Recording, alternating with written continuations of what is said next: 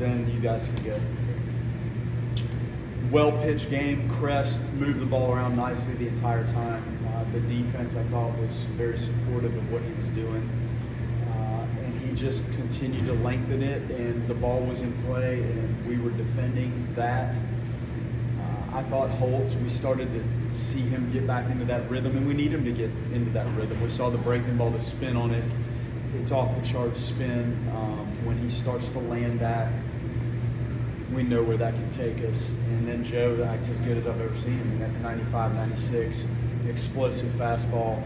The slider was really good. He did throw one of his curveballs, but the fastball and the life, just the consistency, and hopefully he can repeat those type of dynamic outings.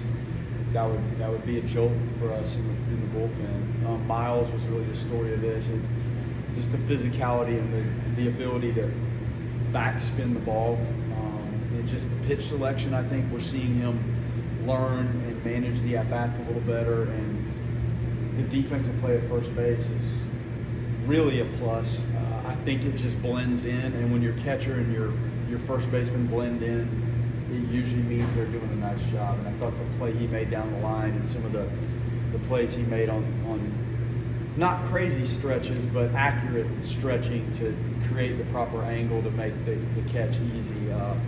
Lodise's play, it reminded me of Derek Jeter. That was just the range. I had a great angle of that, and honestly, off the bat, I thought Fisher may get to it, and that's how far Lodise was in the hole, and the athleticism and the body awareness to pull that off. There aren't many people in the game that have ever been able to do that. So that's a good team. They beat Notre Dame in a game, and I think last week the game at Florida was very close. So they're talented, and they had some guys that were actually in our program that looked nice out there tonight, and good for them, and a good win for our team against a very well-coached, solid team. You mentioned last week that we would know when Myles gets all the ball. Lefty, 437 the other way. Was that him getting all the ball? He said no. He said he really got under the first one, but with that wind pushing that was weird wind today. I don't know that I'd seen that aggressively this time of year to left field. And then he said he got the second one off the end of the bat. There's been one he's hit since I've been with him that I knew he absolutely got. Now, sometimes when you backspin it like that, the backspin creates some carry, and it doesn't feel like you flush it maybe as much, but the ball can still clearly carry. But they were impacted, and just the timing and the depth of contact and the natural path he has that allows him to do that, it's rare, and it's fun to watch. When a kid is that young and raw, do you have like a really detailed sort of plan for him, or do you just kind of let the natural talent rise to the surface? Well, there's a pretty detailed attack of like the mental side of what we're trying to do when we hit, and then everybody has their own unique swing, and you're trying to manage and grow the swing in a different way than you're trying to manage and force feed some of the universal thoughts of pitch selection and what to look for and what to try to take. So the approach side, I think we're much more aggressive with everybody than maybe changing and overhauling the swings. I think on any team you'll see a lot of different looks of how people stand and how they load and how they actually swing, and some of that is just their natural tendency and how their body works and their physicality and just the levers and the actions that they have in the swing. So we try to manage that one way, and I think we're probably far more aggressive holistically with the mental side of the approach to what we're doing, and then we fine-tune the physical stuff.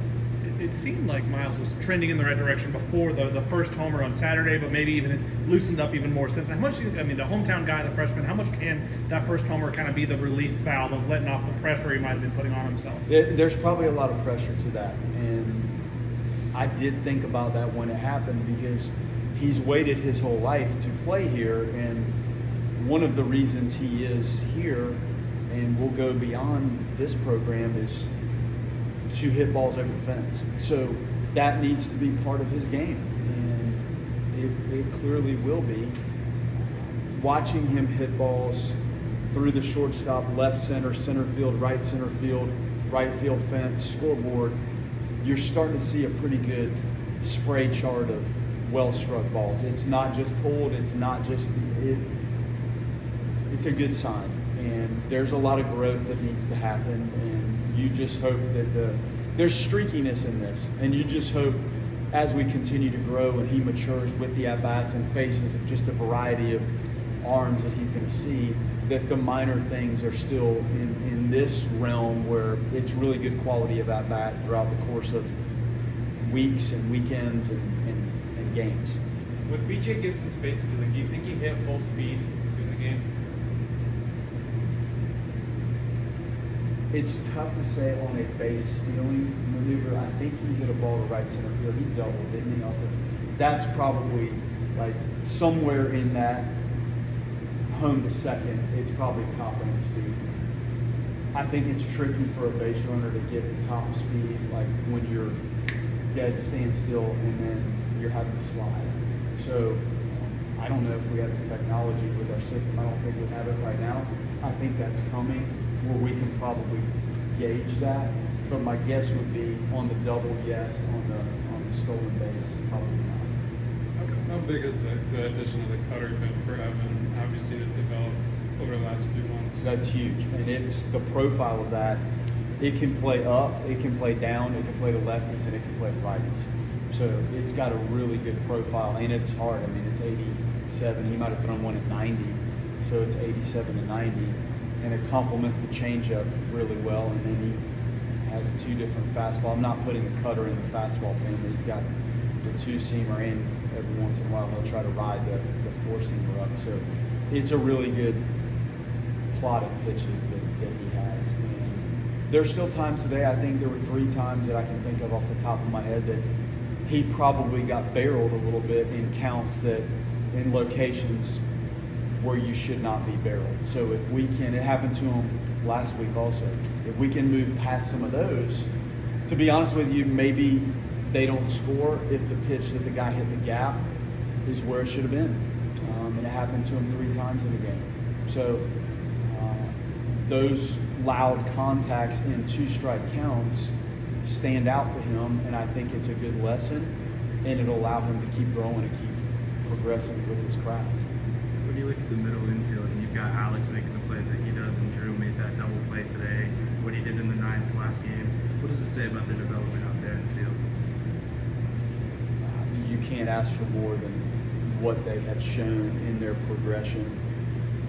Farrow's play on the 1-4-3 was equally as difficult and maybe more off script than what Lodise did. Lodice's play was absolutely spectacular, but as a second baseman, the 1-4-3 is a tricky one to begin with, and Holtz fed him that ball a little aggressive. It was a little too quick, and for him to have the wherewithal to still manage to take that throw and stay on the bag and not try to do too much on the back end to get rid of it on the pivot. That was as good a play as you can see in the middle infield on any sort of pivot ever. And it may be at the top of my charts on pivots. And I told him that. That's a left-handed pitcher. He probably threw that ball 85 miles an hour running away from you. Very, just beautiful. Like, proud of those guys. They work hard. Like, we push those guys in the infield to be good at this. And there was some stuff that no matter how hard we work at it, those are some things that are probably beyond what you even get chances to do in practice, and they executed it. Lodise legs out that double in the 6th in a 7-1 game and takes that collision. What does it say about him as a captain and his character just never taking a play off and always being aggressive and going up 100%? Yeah, you checked all the boxes. I was just like, please get up. And we've talked about the sliding, and you guys have covered practice. You're out there. I got the sliding mats this year so that we could actually work on it and try to play a better, safer brand of base running. I knew we were going to have to run, and I was upset with Gage.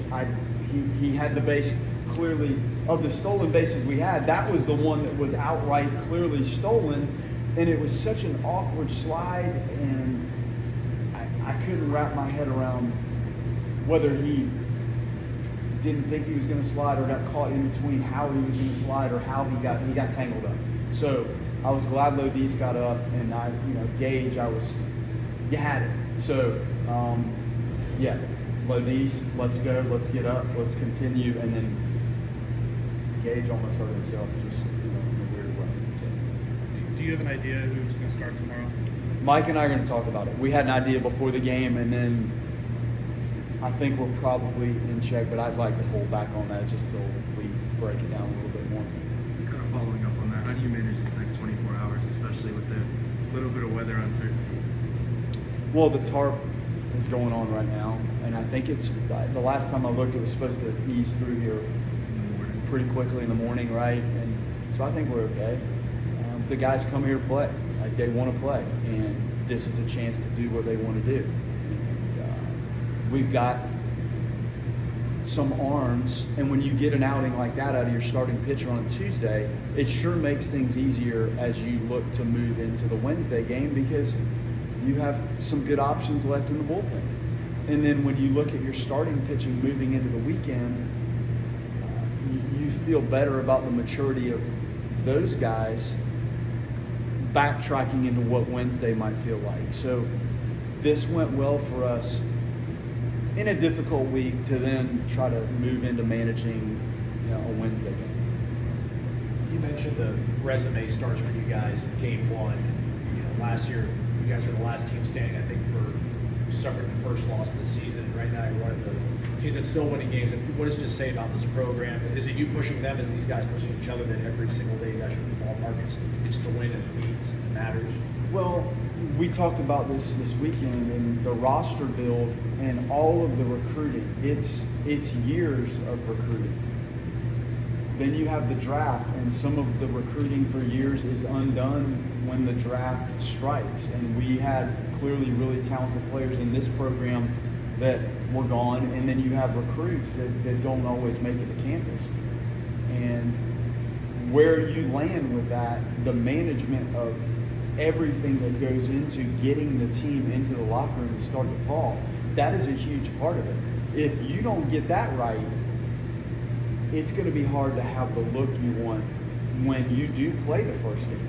If you get that right, then you hope that you've pressed them enough and had competitive practices. The roster construction gives you the most competitive practice you can possibly have if you get the roster right. So I feel like, and we're completely banged up. Now to say where the roster is on paper and how damaging it's been to play a dozen games, positionally more than anything, you hope you can survive that. But out of the gate, I think we checked a lot of nice boxes there. I like the roster. I think we're fairly athletic, and we tried to grab more pitching depth. And you have players that have been in the program that are clearly better, and you added some nice pieces. So if you do all that and you try to coach them and prepare them, you should come out of the gate with a good foot forward to try to play quality baseball from pitch one. And we have done that. I'm not happy with all aspects of the game. There's some things I see that are not clicking on all cylinders. But all in all, it's not easy to do what we've done so far. But I still think there's more to be had in some of the offensive capacity.